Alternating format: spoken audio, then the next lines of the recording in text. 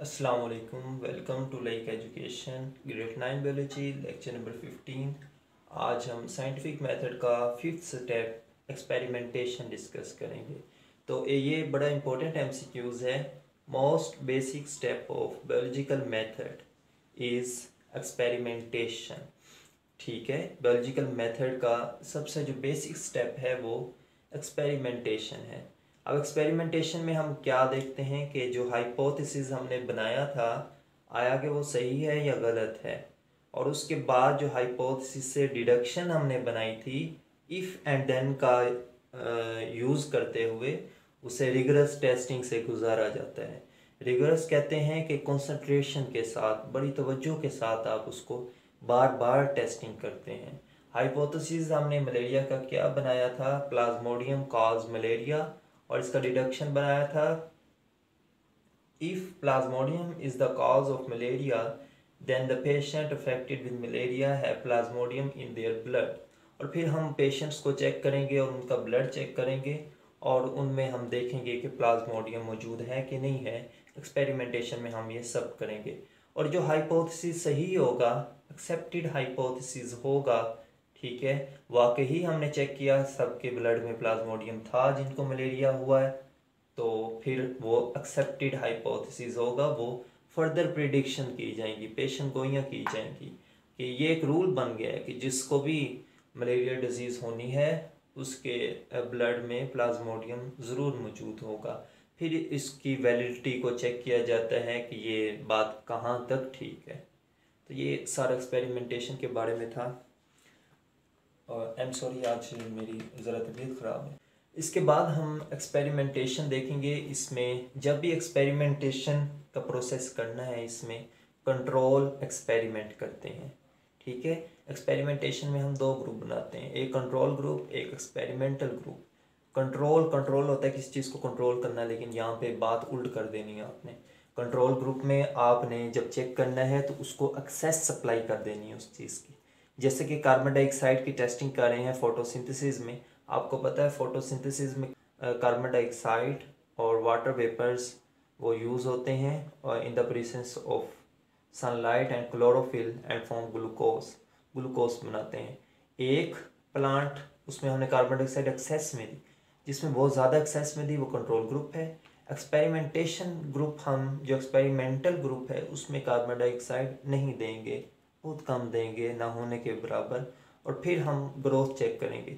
यहाँ पे देखें इसकी ग्रोथ बिल्कुल रुक गई है एक्सपेरिमेंटल ग्रुप में, और कंट्रोल ग्रुप में इसकी ग्रोथ होती जा रही है, क्योंकि कार्बन डाइऑक्साइड की मौजूदगी की वजह से ही फोटोसिंथेसिस का प्रोसेस होता है और प्लांट की ग्रोथ होती है। इसको हम एक एग्जांपल से डिस्कस करते हैं। ठीक है, ये आपने एक्सपेरिमेंटली इस बात को चेक नहीं करना। ठीक है, ये मैं वैसे मैं एग्जांपल समझा रहा हूँ आपको। ठीक है, एक ह्यूमन है, उस पर आप फूड की टेस्टिंग करना चाहते हैं। हमने सुना हुआ है खाने के बगैर इंसान ज़िंदा नहीं रह सकता। एक कंट्रोल ग्रुप बनाएंगे, एक एक्सपेरिमेंटल ग्रुप बनाएंगे। कंट्रोल ग्रुप में आप क्या करेंगे, खाना देते जाएंगे, ज़्यादा से ज़्यादा खाना देंगे, जब जब भूख लगेगी आप उस ह्यूमन को खाना देते जाएं। कंट्रोल ग्रुप, कंट्रोल में कंट्रोल नहीं करना, खाना देते जाना है। लेकिन एक्सपेरिमेंटल ग्रुप जिसमें एक्सपेरिमेंट कर रहे हैं, फूड की नेसेसिटी आप चेक करना चाहते हैं, इसमें ह्यूमन को खाना ना दें। ठीक है, एक दिन नहीं दिया, 2 दिन नहीं दिया, 3 दिन नहीं दिया, और फिर उसके करीब नहीं जाना आपने, नहीं तो वो आपको भी खा जाएगा। भूख तो लग रही है ना, उसके करीब पत्ते भी होंगे तो वो भी खा जाएगा। तो एक्सपेरिमेंटल ग्रुप में, और even after 7 days due to starvation he would go to die. ठीक है, और एक्सपेरिमेंटल ग्रुप में वो जो ह्यूमन है जिसको खाना नहीं मिला बेचारे को, तो उसकी डेथ हो सकती है। ठीक है, तो और कंट्रोल ग्रुप में यानी कि क्या हुआ, खाना जो है उससे ग्लूकोज मिलता है, उससे एनर्जी मिलती है। Food is necessary for living, food is necessary for human being. तो इससे ये रिजल्ट आया। साइंटिफिक मेथड में 6 स्टेप है, समराइजेशन ऑफ रिजल्ट। अब रिजल्ट जो है उसको सारा समराइज करना है। जिस तरह आप कोई लेक्चर पढ़ते हैं एंड पे उसके पॉइंट्स बनाते हैं, उसकी समरी बना लेते हैं। तो जो क्वांटिटेटिव डाटा आपने लिया है एक्सपेरिमेंटेशन से, उसको आप समराइज करेंगे, उसका एवरेज करेंगे और उसको कंपेयर करेंगे स्टेटिस्टिकली। ठीक है, यहाँ पे ए आना है, कंपेयर करेंगे। स्टेटिस्टिकली होता है अदाद शुमार के हिसाब से, डिफरेंट ग्राफ्स बनाएंगे डिफरेंट फिगर्स बनाएंगे जिससे आप डाटा को समराइज कर लेंगे। लास्ट स्टेप है रिपोर्टिंग रिजल्ट, और ये एक लाइन लिखिए, it is the essential step in scientific method. Scientific method का सबसे एसेंशियल और ज़रूरी जो है वो रिपोर्टिंग है। आपने सारी डिस्कवरी की, सारी आपने एक्सपेरिमेंट्स किए आपने सारे, लेकिन उसको रिपोर्टिंग यानी कि उसको रिपोर्ट ही नहीं किया तो उसका फ़ायदा नहीं होगा। तो ये एसेंशियल स्टेप है। और मोस्ट बेसिक स्टेप कौन सा है वो हमने पढ़ा था, experimentation is the basic step of scientific method and reporting result is the essential step of scientific method. Scientist result को जर्नल्स में और इसी तरह अखबारात होते हैं, रसाले होते हैं, उनको बुक्स में और मुख्तलिफ सेमिनार करते हैं कॉलेजेस और यूनिवर्सिटीज़ में, फिर उसको वो बताते हैं, आगाही देते हैं लोगों को कि हमने ये चीज़ ऑब्ज़र्व की है, ये चीज़ डिस्कवर की है।